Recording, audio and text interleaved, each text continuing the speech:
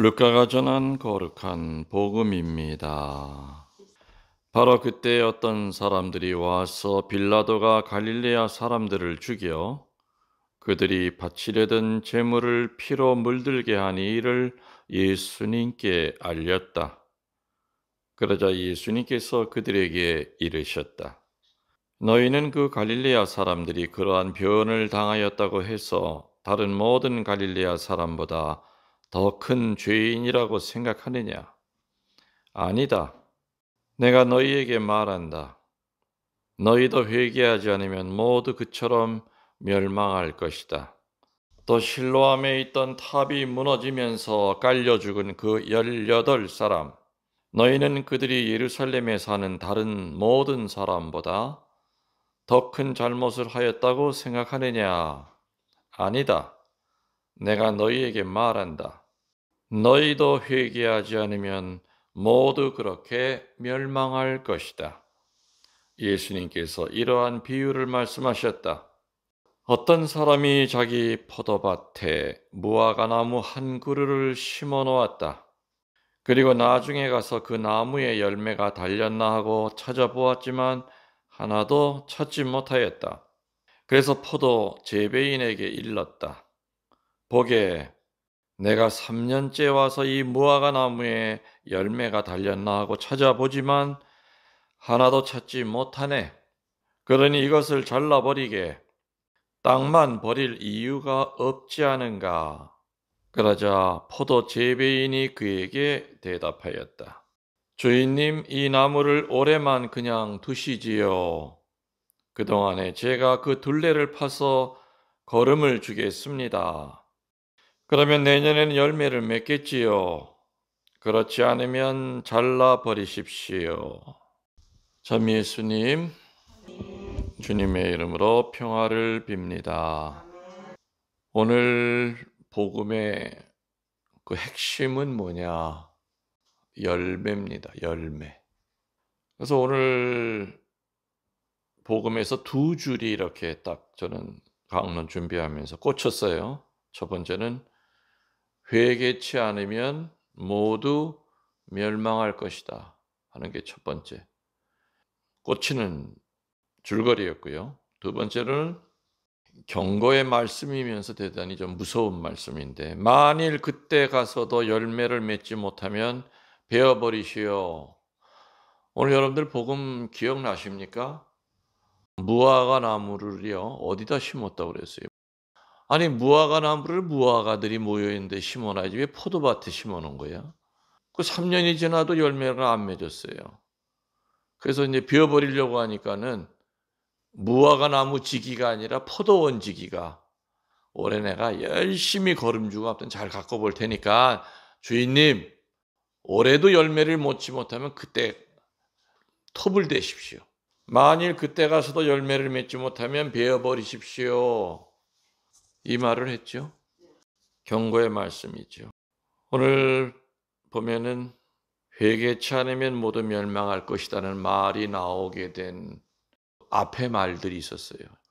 예수님이 두 가지 예를 드셨어요. 오늘 복음에. 첫 번째는 갈릴레아 사람들이 제사를 지내다가 빌라도에게 죽은 이야기예요. 피가 적셨다. 그게 첫 번째 이야기예요. 두 번째는 실로암 탑이 무너져서 18명이 죽었다는 얘기를 하시면서 그때 그 죽은 사람들이 그 억울하게 죽은 사람들이 지금 살아있는 니들보다 죄가 많아서 죽은 줄 아느냐?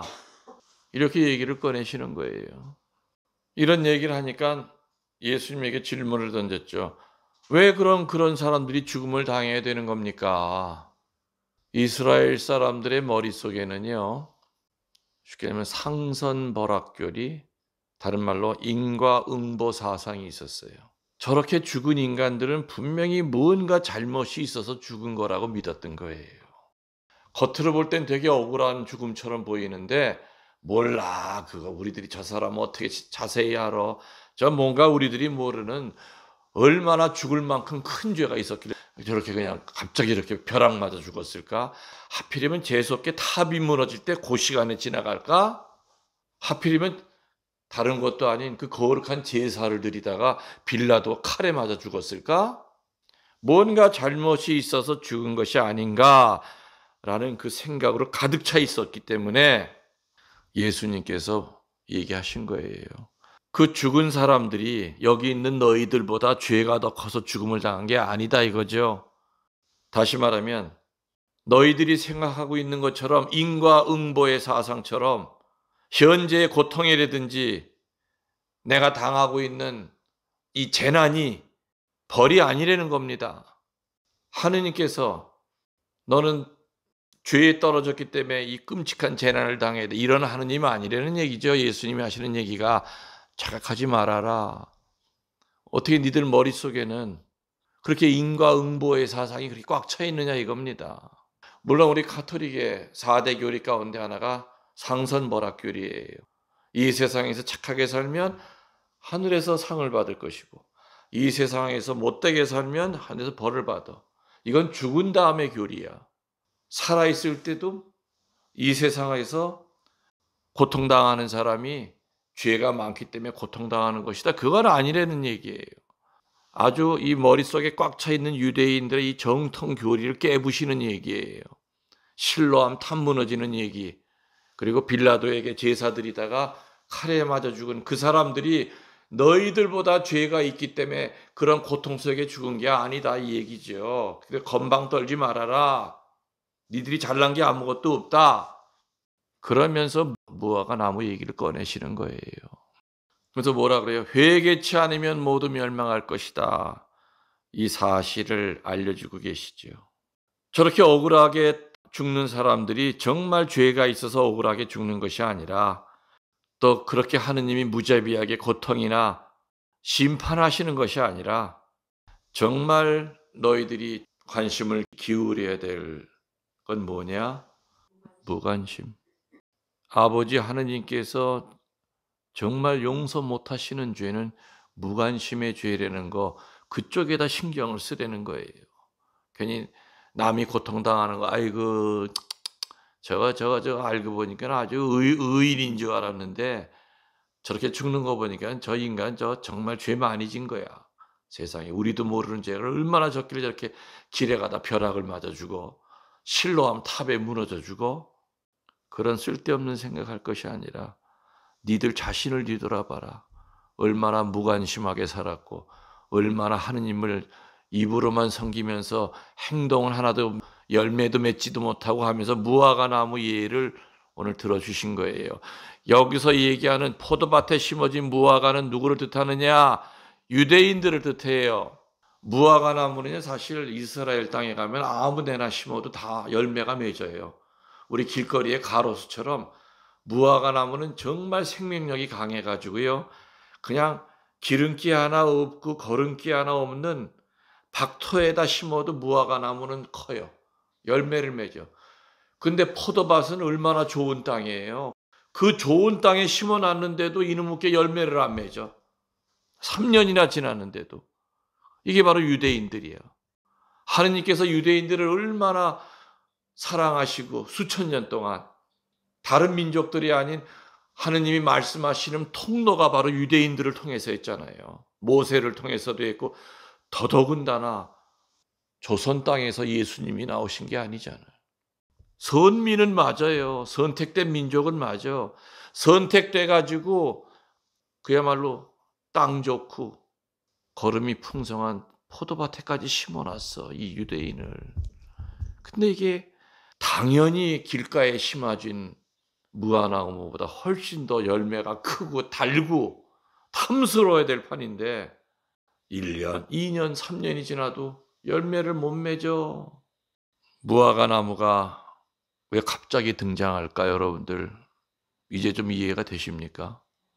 갑자기 예수님이 실로암 탑 무너진 얘기하고 회개하지 않으면 멸망하리라 얘기하시면서 갑자기 무화과 나무를 갑자기 생뚱맞게 포도밭에 심었다 하는 얘기로 시작을 하세요. 참 기가 막힌 예화죠. 기가 막힌 비유입니다. 유대인들의 그 바리새인이라든지 율법학자들이 트집 잡으려고 하는데 그거를 참 교묘히 피해가면서도 할 얘기를 다 하시는 거예요. 이게 사람의 힘으로는 되는 얘기들이 아니에요. 직설화법을 쓸 때도 필요해요. 그렇지만은 은유법이라든지 이런 거를 통해서 뭔가 곰곰이 들을 때는 뭔 말인지 몰랐는데 세월이 갈수록 그 말 뜻을 깨닫게 해주는 그런 교수법이 있죠. 그런 설교가 있어요. 박터에서도 잘 자라는, 다시 말하면 사람의 돌봄이 필요 없는 나무인데 포도원지기가 기름진 포도원 밭에 옮겨 심은 것은 이거는 특권 중에서도 특권이에요. 유대인들도 본인들이 그렇게 알고 살았어. 근데 우리는 서민이라고 생각했잖아요. 그래서 이 세상을 지배할 수 있다고 믿었거든. 착각한 거죠.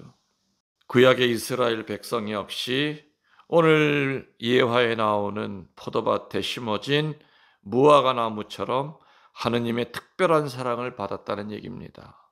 그런데 나무가 열매 맺지 못하자 베어버리라고 하자 1년을 더 연기해달라고 간청합니다. 그래서 간신히 멸망을 면했습니다. 아무튼 오늘날 우리 세례 성사 받은 우리 자신들, 우리들도 역시 하느님의 포도밭에 심어진 무화과 나무입니다. 맞습니까? 유대인들만이 아니라 우리도 하느님 나라라는 포도밭에 심어지고 그 심어진 상태에서 성사의 은총을 받고 말씀을 듣고 기름진 걸음을 늘 공급받고 살아요. 굶지 않게끔. 그러나 그럼에도 불구하고 열매를 맺지 못한다면 뭐를 면치 못할 것이다? 벌을 면치 못할 것이다. 도끼 맞게 될 것이다. 불쏘시개가 될 것이다. 자, 그러면 이제 그 다음으로 신부님 도대체 어떤 열매를 맺어야 됩니까? 어떤 열매를 맺어야 돼요? 수도 없이 많잖아. 어떤 열매를 맺어야 됩니까? 할 때 제일 정답은 추상적인 얘기예요. 물론 각자마다 나는 혈기를 잘 부려. 이거 내가 하여튼 좀 사람이 좀 순해져야 돼. 그 열매 다 달라. 어떤 사람은 굉장히 이 음욕이 좀 강해. 성욕이 너무 강해. 그러니까 자꾸 음란스러운 생각 때문에 살기 힘들어. 그래, 이거로부터 좀 자유로워져. 이거 사람마다 다 달라. 어떤 사람은 또 저녁에 또 많이 먹어. 간식을. 그냥 뭐 초코파이서부터 그냥 새우깡서부터 그 짱을 봐. 이거로부터 내 좀 자유로워져야지. 사람마다 열매는 다 다를 거예요. 그렇지만 우리는 이 열매를 분명히 성서에서 분명히 찾아야 돼요. 갈라디아서 5장 22절에 바로 열매 얘기가 나오죠. 사랑과 기쁨의 열매, 평화와 인내의 열매, 친절과 선의 열매, 진실과 온유의 열매, 절제의 열매라고 갈라디아서 5장 22절에 분명히 이 무화과 나무가 맺어져야 될, 주렁주렁 매달려야 될 그 열매 종류가 나와 있어요. 사랑의 열매, 기쁨의 열매, 평화의 열매, 인내, 친절, 선, 진실, 온유, 절제. 이 안에 안 들어가는 거 없어요. 각자. 그죠? 다 들어가. 2개씩 묶은다면 첫 번째가 뭐예요? 사랑과 기쁨. 사랑과 기쁨의 열매. 하느님에게서 사랑을 받고 있는 사람은 이웃에게 사랑을 드러내야 돼요. 사랑하게 되면 저절로 잔잔한 기쁨이 찾아올 것입니다. 그리고 그 사랑을 나누어 줄 때, 그리고 내 자신의 악습을 포기할 때 우리는 기쁨을 느낍니다. 그래서 왜 2개를 같이 모았냐? 사랑과 기쁨은 연결이 되어 있어요. 누구를 사랑하지 못하면 기쁘질 않아. 그래서 하나하나 보면은, 그죠? 몇 개예요, 이게? 하나, 둘, 셋, 넷, 다, 여, 일곱, 9개지만은 연결이 둘씩 돼 있어. 그래서 사랑과 기쁨의 열매라고 그러지, 보통 우리들이 얘기할 때 사랑의 열매, 기쁨의 열매, 이게 따로따로 얘기하네. 사랑받고 있는 사람은 포기할 줄 알기 때문에 기쁨을 느껴요. 2번째로 평화와 인내.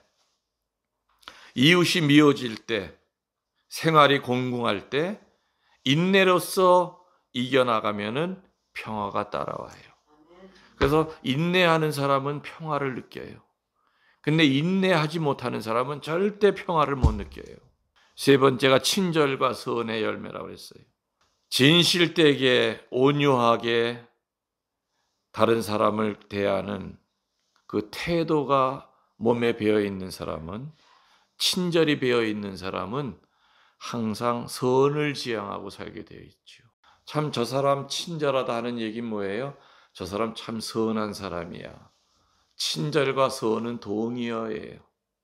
그래서 우리는 사람들에게 친절해야 돼요. 그래야만 내가 선하다는 그 표양을 이웃에게 보여줄 수 있다는 얘기죠. 또 뭐 진실과 온유, 절제 다 연결이 돼 있어요. 그래서 아무튼 열매는 성서 어디에 나온다고요? 갈라디아서 5장 22절 하나하나가 깊은 묵상거리죠. 그리고 묵상을 할 때 둘씩 이렇게 같이 하셔야 돼요. 사랑과 기쁨은 어떤 관계인가? 그래, 내가 사랑으로 차 있으면 당연히 기쁠 수밖에 없겠지. 평화와 인내는 어떤 관계인가? 평화가 먼저 나오지만 사실은 내가 인내해야만 평화가 와. 이렇게 각자 여러분들이 묵상을 하실 수 있다는 거죠. 내가 선한 사람이라고 생각한다면 반드시 나는 다른 사람에게 친절한 사람으로 인식이 되어 있어야 돼요. 저 사람 참 무례하다, 예의가 없다. 그런 사람 보고 저 사람 선하다고 얘기 절대 안 하죠. 그런데 이러한 갈라디아에서 얘기한 이러한 열매를 맺지 못할 때 준엄한 심판을 면치 못할 거라는 얘기를 오늘 예수님께서 아주 강하게 하십니다. 그런데 오늘 예수님께서는 사실은 경고만 하시는 것이 아니라 이 심판을 면하는 방법까지 알려주셨죠. 지금도 내가 수도 없이 얘기한 뭐예요? 그게 회개예요. 그래서 아까 회개치 않으면 모두 멸망하리라. 반대로 얘기하면 회개하면 구원받으리라 그 얘기예요. 그래서 우리는 어두운 쪽을 보고 주눅이 들면 안 돼. 아, 그러네.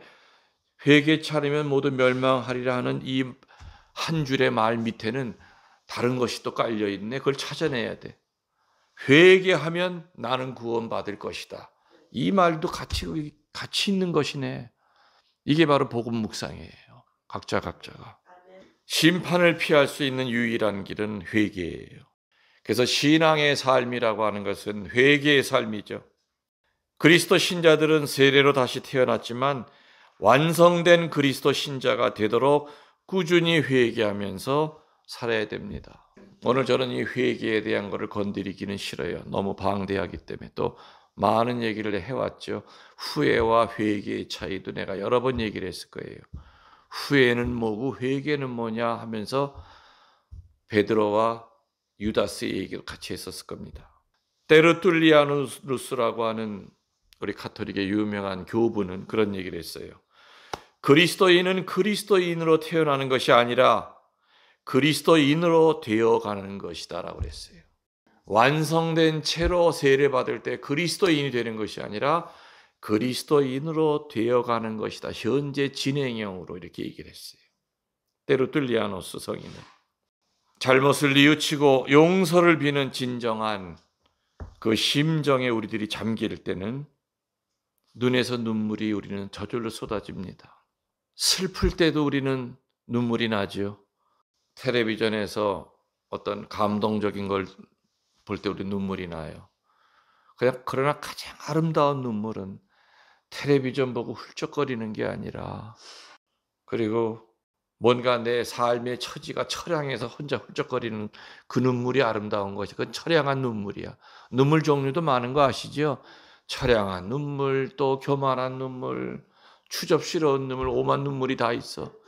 근데 가장 아름다운 하느님이 보시기에 정말 그래 내가 네 눈에서 그 눈물 나올 때까지 기다렸다는 것은 회개의 눈물이에요. 그 눈물을 기다리시는 거예요. 회개의 눈물. 저는 예전에 교도소 사목을 하면서 그 수인들과 상담을 하면서 정말 상담하다가 무릎을 꿇고 자기 가슴을 치고 머리를 쥐어뜯으면서 그때 그 한순간만 참았으면 하면서 참의 눈물을 흘린 사람을 참 수도 없이 많이 봤어요. 또 고백서 안에서 그 눈물 떨어지는 소리를 전 들었어요. 또 피정을 시키면서 줄줄 흐르는 눈물을 주체를 못하면서 이게 바로 가장 아름다운 눈물이에요. 그 눈물은 더러운 죄를 씻어내는 신비한 힘을 지니고 있어요. 그래서 우리는 회개할 때 울고 나면 이 속에 있는 쓰레기들이 다 세상에 절대 안 나갈 것 같은 그 쓰레기들이 다 빠져나가면서 마음이 세상에 이렇게 후련해지는구나. 그러면서 아까 갈라디아서 5장 22절에 그 열매가 내 안에 가득 차들어와 있는 것을 느낀다는 얘기죠. 유대인들은 그 기름진 포도밭에 심어졌지만서도 열매를 못 맺었습니다. 여러분들 어떻게 생각하세요? 1년을 더 기다렸는데 열매를 맺었어요? 못 맺었어요? 유대인들이. 못 맺었잖아. 그때 분명히 1년만 더 기다려달라고 그랬어요. 근데 1년 후에 열매를 맺었냐? 못 맺었잖아요. 아직까지 2000년이 지나도 아직 못 맺고 있잖아요. 아직도 예수님을 죽인 걸 회개치 않고 있잖아요. 메시아를. 아직도 메시아를 기다리고 있잖아요. 아직도 전 세계 강국을 꿈꾸고 있잖아요. 그때 당시 유대인들처럼. 프라이드만 강했지 아무 열매를 못 맺고 있잖아요. 그 가까운 팔레스타인 사람들 그렇게 많이 죽이잖아요. 미사일을 쏴가지고. 세례는 받았다 하더라도 죽을 때까지 기름진 포도밭에 심어진 열매 못 맺는 무화과 나무 꼴이 된다면 비참한 거죠. 그래서 세상 거 다 양보하더라도 본인이 회개하는데 걸림돌이 되는 것만큼은 끌어안고 살지 말라고 그랬어요. 다른 건 다 내줘도 그거는 무슨 신주단지 모시듯이 모시고 살지 말아라. 여러분들, 여러분들의 그 나무에서 탐스런 열매가 맺기를 축원합니다. 여러분들 영혼의 영혼을 더하여 사랑합니다.